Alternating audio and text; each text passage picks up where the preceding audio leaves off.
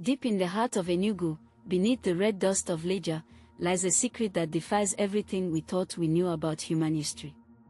What if the Industrial Revolution didn't start in Europe, but thousands of years earlier in a quiet West African village? Scattered across the landscape are thousands of mysterious iron slag blocks, silent sentinels of a forgotten past.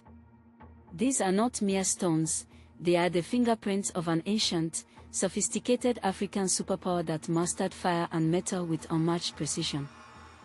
To understand the gravity of this discovery, we must travel to the Nsukka Highlands. Here, the community of Lejja guards a prehistoric site that challenges the very foundations of global archaeology. For decades, the world believed iron technology was brought to Africa from the north or the east. But the massive deposits found here tell a different story.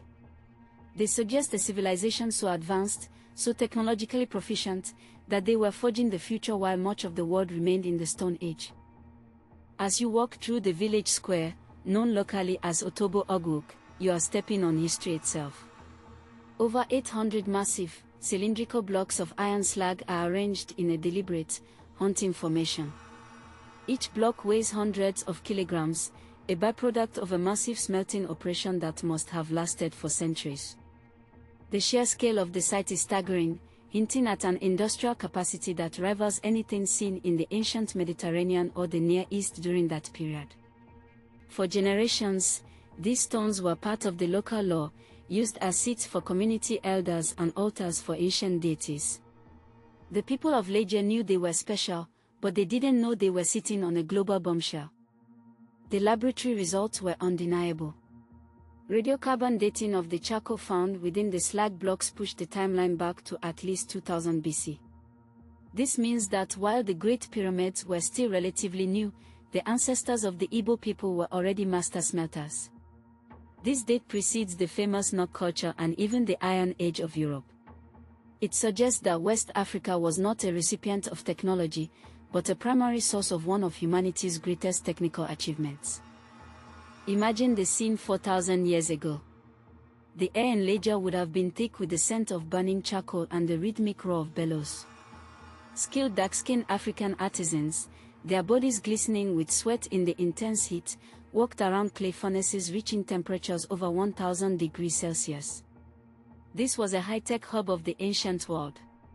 They weren't just making tools, they were engineering a society, creating the weapons and agricultural implements that would define a continent's future. The complexity of the Lejja smelting process reveals a deep understanding of metallurgy. These ancient engineers knew how to select the right iron ore and create the perfect chemical environment within their furnaces. They used locally sourced wood to create charcoal, managing their environment with precision. The resulting iron was of such high quality that it allowed for the expansion of farming and the growth of powerful city-states long before the first European explorers ever set foot on these vibrant shores. Why does this matter today? Because for centuries, a biased historical narrative claimed that sub-Saharan Africa lacked indigenous complex technology.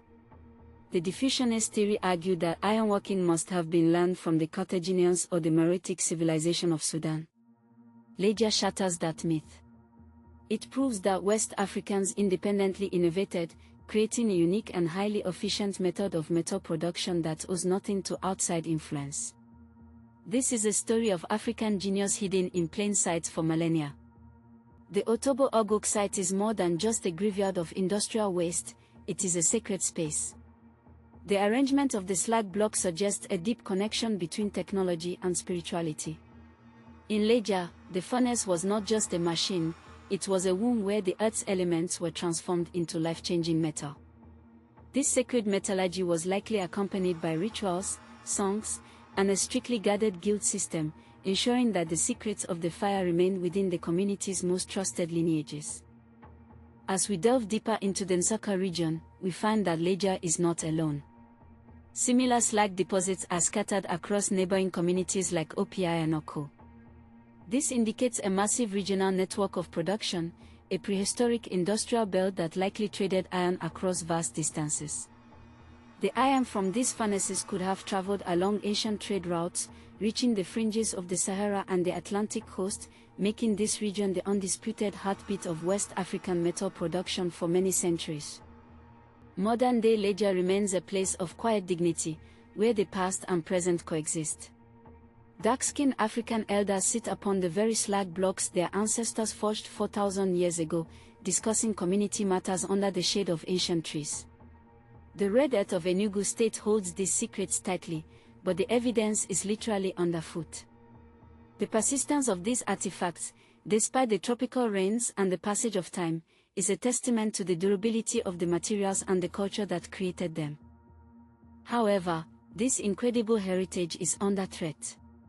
Without official recognition as a UNESCO World Heritage Site, the ancient slag blocks of Lejja are vulnerable to erosion, theft, and neglect. Many pieces have already been moved or damaged by construction and farming. If we lose Lejja, we lose a vital chapter of the human story. It is a race against time to document, preserve, and protect this cradle of civilization before the physical evidence of this African iron revolution vanishes forever. Archaeologists like Professor Edwin Okafor have spent years advocating for the site's protection. His research has been instrumental in bringing the 2000 BC date to light. By analyzing the chemical composition of the slag, he has shown that the Lejja smelters were incredibly efficient, extracting more iron from the ore than many contemporary civilizations. This level of technical mastery requires generations of trial and error, suggesting that the roots of Lejja's technology may go back even further than we know. The implications of Lejja extend to the origins of the Igbo people themselves. Some scholars suggest that the mastery of iron provided the economic and military foundation for the expansion of NRI and other early Igbo civilizations. The ability to clear the thick rainforest with iron axes and defend territories with iron spears transformed the landscape of West Africa. The people of Lejja were not just laborers, they were the architects of a new social order that would endure for thousands of years. Let us visualize the ancient furnace. It was a tall, tapered structure made of reinforced clay, often decorated with symbolic patterns. Dark-skinned African men worked in teams, pumping goatskin bellows in a rhythmic cadence to feed the fire with oxygen. The molten iron would settle at the bottom, while the liquid slag flowed out into pits, where it cooled into the massive blocks we see today. Each block is a frozen moment of intense human effort, a physical record of a successful smelt. The landscape of Lejja itself is a witness to this history. The surrounding hills, once rich in iron ore, now bear the scars of ancient mining. Shallow pits and trenches reveal where the miners extracted the raw material needed to feed the insatiable furnaces. This was an organized, large-scale operation that required specialized roles, miners, charcoal burners, bellows operators, and master smiths. It was a complex economy that predates the concept of money, built on the value of the world's metal. In the golden hour light of the Nigerian afternoon, the slag blocks take on a metallic sheen, reminding us of their origin in the fire. Local tradition holds that these stones are the excrement of the gods, a poetic description of the smelting process. This mythology highlights the awe and reverence the ancient community felt toward the transformative power of metallurgy. To them, the ability to turn rock into metal was nothing short of divine, a gift from the ancestors to ensure survival. Comparing Lejja to other global civilizations, we see a striking parallel. The rise of iron in Lejja occurred around the same time as the Hittites in Anatolia were beginning their own iron revolution. This suggests that human ingenuity often blossoms simultaneously in different corners of the globe. However, while the Hittites are celebrated in every history textbook, Lejja remains a footnote. It is time to elevate this West African site to its rightful place in the pantheon of great achievements alongside Mesopotamia. The quest for knowledge continues as young Nigerian scholars take up the mantle. They are using modern scanning technology and geographic information systems to map the full extent of the smelting sites. Their goal is to create a digital archive of the Lejja civilization, ensuring that even if the physical sites are damaged, the data remains. These dark-skinned African researchers are not just studying history, they are reclaiming their heritage and rewriting the narrative of their ancestors for a new, global audience. Visitors to Lejja are often struck by the silence of the site. It is a heavy, expectant silence, as if the ground itself is waiting to tell more stories. Beneath the topsoil, there are likely thousands more slag blocks and perhaps even the remains of the ancient dwellings where the smelters lived. Every excavation reveals new clues, pottery shards, stone tools, and fragments of ancient furnaces. We have only scratched the surface of what Lejja has to teach us about the dawn of time. The story of Lejja is also a story of resilience. The community has protected these sites for centuries, through colonial rule and civil unrest. They have kept the memory of the Great Fire alive through oral traditions, even when the rest of the world wasn't listening. This indigenous stewardship is the reason the site still exists today. It serves as a powerful reminder that history is not just found in books, but in the living traditions and the physical landscape of the people. As the sun sets over the Nsaka Hills, the shadows of the slag blocks lengthen, stretching across the red earth like the fingers of a giant. We must ask ourselves, how many other Lejjas are hidden across the African continent, waiting to be discovered? The bias of the past has blinded us to the true scale of African innovation. Each new discovery like this serves as a beacon, illuminating the dark corners of our collective history and challenging us to look at the world. The cradle of civilization is a title often contested, but Lejja makes a compelling case. It offers physical proof of an industrial revolution that happened in total isolation, driven by African curiosity and necessity.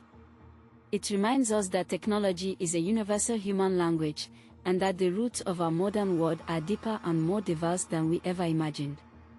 Lejja stands as a monument to the nameless engineers who forged the foundations of West African society 4,000 years ago.